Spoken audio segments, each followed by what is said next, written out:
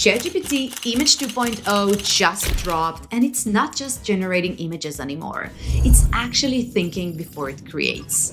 After testing it this week, I'm going to say it, this is the best AI image model right now. I ran it through product shots, posters, headshots, infographics, and even YouTube thumbnails. And the difference between this and the old model, the results speak for themselves. So in this video, I'll show you the huge differences between the old and the new model, how to use it yourself, and the kind of stuff you can actually create with it. Ready? Let's jump right in. Alright, so the first thing I want to check is how the new model compares to the old model when it comes to marketing materials. So I took this Gucci Flora perfume as the product and I used this prompt to create an advertisement for it. I used the same prompt with the old and the new model, and let me show you the results. On the left side is the old model. As you can see, I asked for a few different aspect ratios for different platforms, and it just created one image with all those different ratios stacked together. It is one file, it didn't create separate images in different ratios, it just put everything into one image. This is a perfect example of not thinking and just generating. But the new model, as you can see, it created these two beautiful images. The perfume looks realistic, it kept the bottle exactly as it is, and it placed it in a beautiful background that really complements the product. Another example for Gucci Flora, this time a poster. On the old model, the flowers looks a bit weird. I'm not sure how to explain why, but it just looks off. And it also changed the color of the perfume slightly. The new model is much better, it looks way sharper, and the perfume looks exactly like it does in the product image I sent. For the next use case, I used this Suncharm sunscreen. As you can see, this image is already from a studio shoot. It has that shadow and lighting, so let's see how the model can handle that. I sent this prompt. This time I wanted to create an advertisement, but I didn't specify the aspect ratio. I just sent the prompt as is. And here's the result. Old model on the left, you can see the way the bottle is standing on the surfboard isn't very realistic. It's leaning on something invisible. It looks weird, kind of gives off unrealistic vibes. But the new model, it nailed it. It looks really, really good. And notice how the colors of the surfboard complement the color of the bottle. Then I asked it to change the aspect ratio to 4:3. And as you can see, it did it perfectly. So you can also ask it to resize the image and change the aspect ratio. Then I asked it to swap the product in the image with this Sun Bomb product. And it changed it so smoothly, it looks so good. And look, the colors of the surfboard changed accordingly to match the bottle. Now I wanted to add icons from another image. I found this one on Amazon from a product listing, and I wanted to add those icons to my image. And look how great that turned out. This used to take hours to create, and now it was so easy. The image looks amazing and the icons fit in perfectly. Now, let's move on to the practical part, how to use it, a little bit about thinking mode and how to turn it on, and the differences between the free and the paid plan of ChatGPT when you're generating images. Alright, so to use the new image model in ChatGPT, go to your browser and open chatgpt.com. Then, in the top left corner, click on ChatGPT and you will see that the model is automatically set to instant. To create images with the new model, you need to switch it to thinking. Once thinking mode is on, you will see it confirmed in the chat box.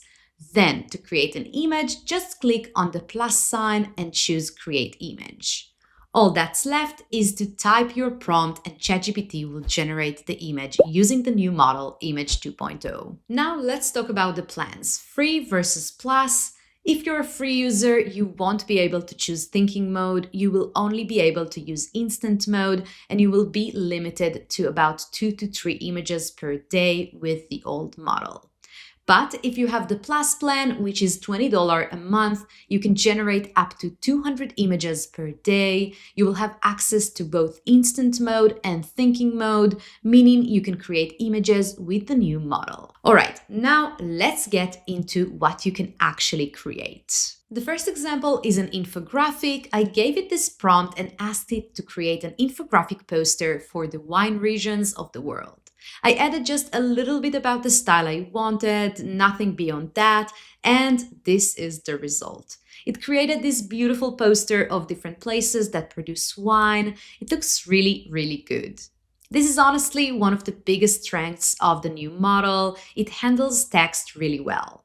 You can see here it wrote out all those different countries and regions on the map, and it generated this whole infographic perfectly with very little information from me.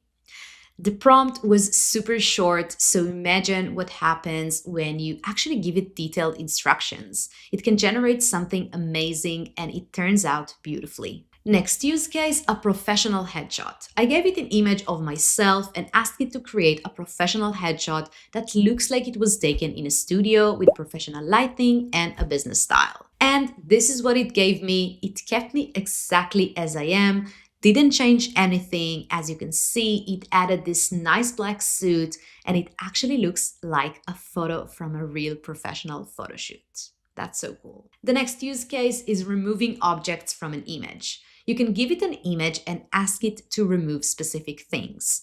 I asked it to remove the two women behind me, and this is the result.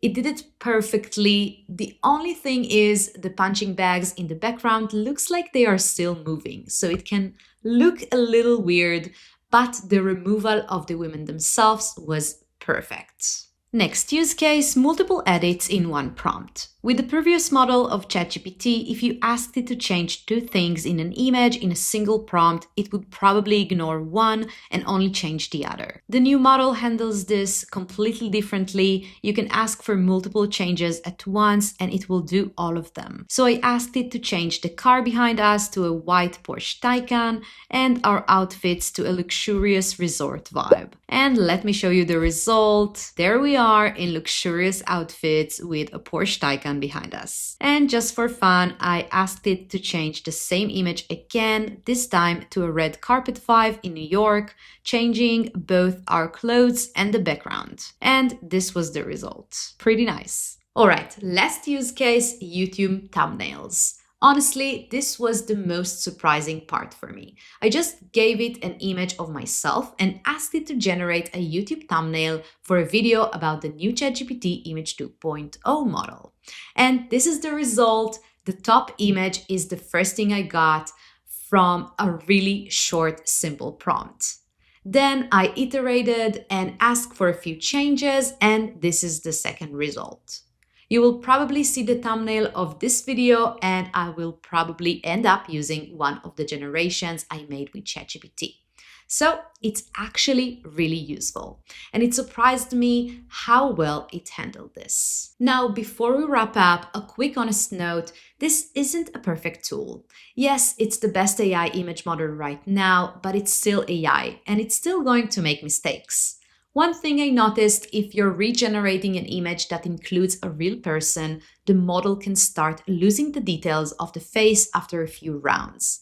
The face won't look exactly like the original anymore, so if you're working with real people in your images, try to get it right in fewer attempts and pick the best one early. Either way, always review your results. It's important to keep a human in the loop whenever you're working with AI image models. And that's it. Thank you so much for watching all the way through. I hope this video helped you out. I'd love to hear which other AI tools you'd like me to make videos about here on the channel. Drop me a comment if there's a specific topic you're struggling with or something you want to learn more about. See you in the next one.